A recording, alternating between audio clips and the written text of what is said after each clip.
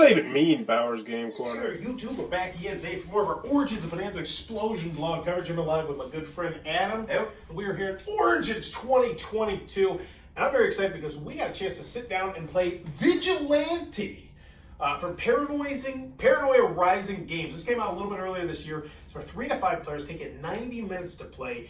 And this is a superhero social deduction game. Where at the beginning of the game, you're going to get your own unique hero, and you're going to get a unique allegiance. You're either going to be a good guy, you're going to be a bad guy, or you're going to be neutral. And when you're neutral, you have a unique special condition that you're trying to achieve that nobody else is trying to achieve.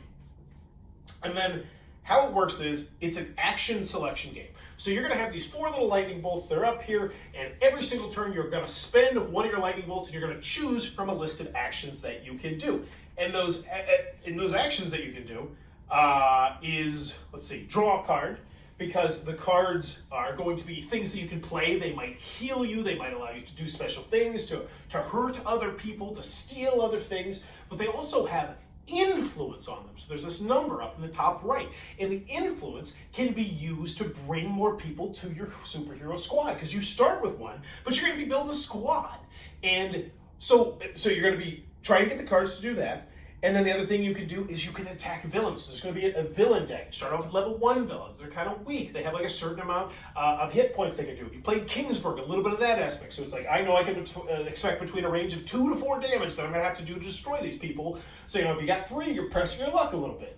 But if you successfully do it, you slide that in there. And if you kill 3 villains, if you beat them, you put them into jail, then you unlock, agency cards, which are these extra cards that you can start to draw that are going to have some more powerful special ability. They don't have as much influence, but they're just more powerful cards. They're going to be able to do things where you can steal people's stuff or get big discounts or just do some really wild and crazy stuff that can really impact the game. Yeah, they have bigger heals. Everything's just better. Yes. So what were some of the other actions? You can heal one of them, because if they die, they're dead, they go into a different hero pile. Now you can still refill that slot with a new hero who has a new unique special ability, which is where I want to pause and say that I think we're both big fans of this game. The amount of unique heroes in this game was fantastic. Every single time, it's a little bit like King of Tokyo, where every time a new card came out, it's like, oh, what's that card? What's that card? Because this person's nearly dead. If they die, maybe I want this person. And every time there were so many unique special abilities. I think throughout the game, I just kept saying, oh, that's a cool one. Oh, that'd be really neat. Or there were a few times when I was like, I might let one of my guys die so I can pick up one of those in the middle. Because you get 4 heroes in your league. That's not the right. Yeah, your league of extraordinary gentlemen and women. You can have 4 heroes max, but if one of them dies, you can replace them. That's the only way to replace them. Yeah, and so you're going to have to get more cards to spend for influence. And if those people die, you're having less attack value, because all those heroes have unique attack values. They have unique defenses, unique special abilities. Some of them give you special perks that only you get. One of them I had gave people extra actions they could potentially choose when they chose. It would be they have extra actions. And you could also get cards that would give you alter egos or weapons or vehicles. And all the thematic flavor of the game came across so well, throughout the game. Because I like to try and connect theme to game. It was so easy. I was like, oh, this character would most definitely do that. I totally did. Yeah, it was cool. Yeah. And you'll notice, we've been talking about what sounds like not even a social deduction game. Yeah, because this was just the gamery part. Yes, and it's so gamery. But the thing is, while you're doing all these choices and you're building up your superhero crew, you're also potentially giving subtle hints that you might be good, you might be bad. It's like, oh yeah, he could have healed, this other person who he knows is good, but instead he did this other thing, and he just discarded these health packs. And that was really interesting, because there's a lot of helping each other.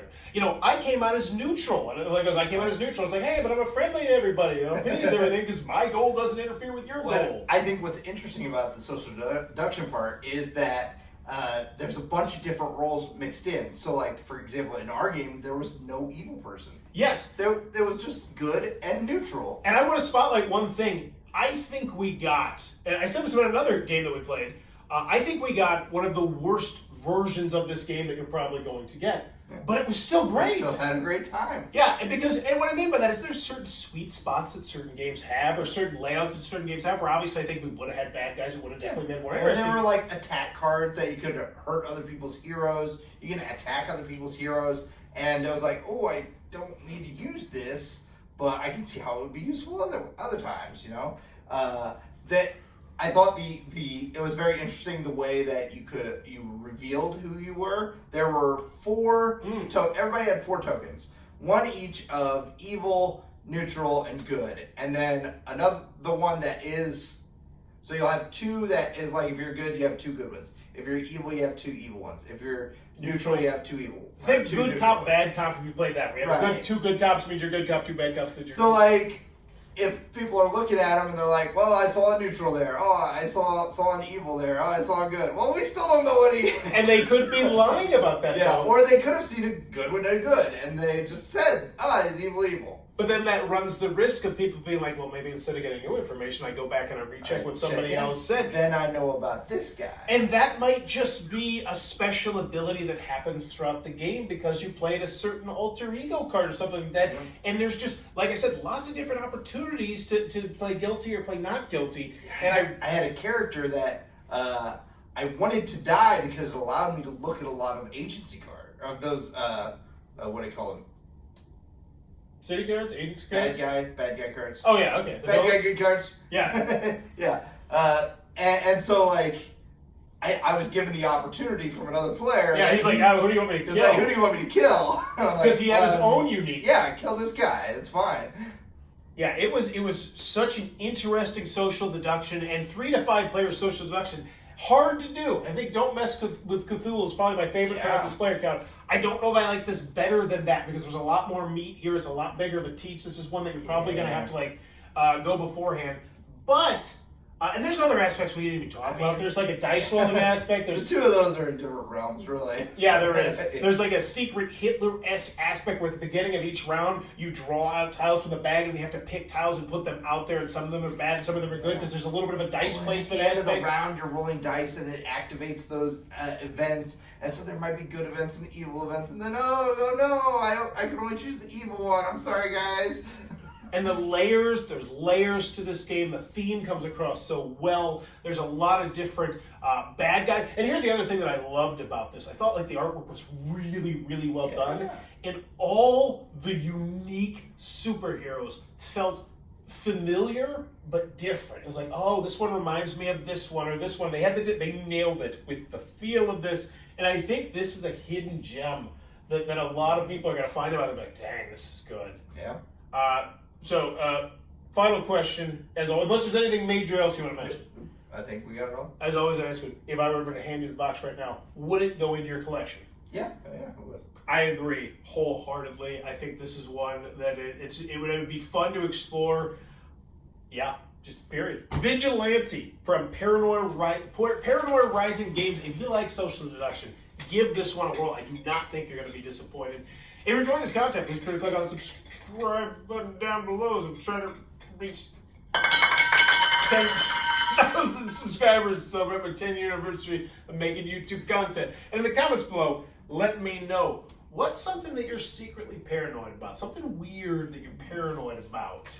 I gotta go first because this question just popped in my head. I know it. So I have this really deep-seated fear. Whenever I use a Q-tip, like I really will try and if I try and get into like a corner where no one's near me, I'm just terrified that someone's gonna like bump my elbow or someone's gonna throw a football at me. Like I really have this paranoia that someone's gonna throw like a football at me and just and I'm gonna die. I'm just gonna stab my brain. I've had this for a long time. So when I'm falling asleep at night, I always feel like I worry that someone's gonna smack me in the face while I'm sleeping. Like right in the eyes, you know, like you can't see that coming. Oh, I got one. Do you ever have the paranoia that someone's gonna come behind you at a urinal and just smash your face into it? No, but I might now. Sorry. Let me know in the comments. You're gonna want to check the comments to this one. Let me in the comments below what something you're paranoid about. As always, thanks for your time, YouTube. This This video is brought to you by all of my amazing Patreon supporters, and I would love it if you would join their ranks and have your name immortalized in the end of many of my videos for the end of time. But consider for only $1 a month, and as always, thanks for stopping by.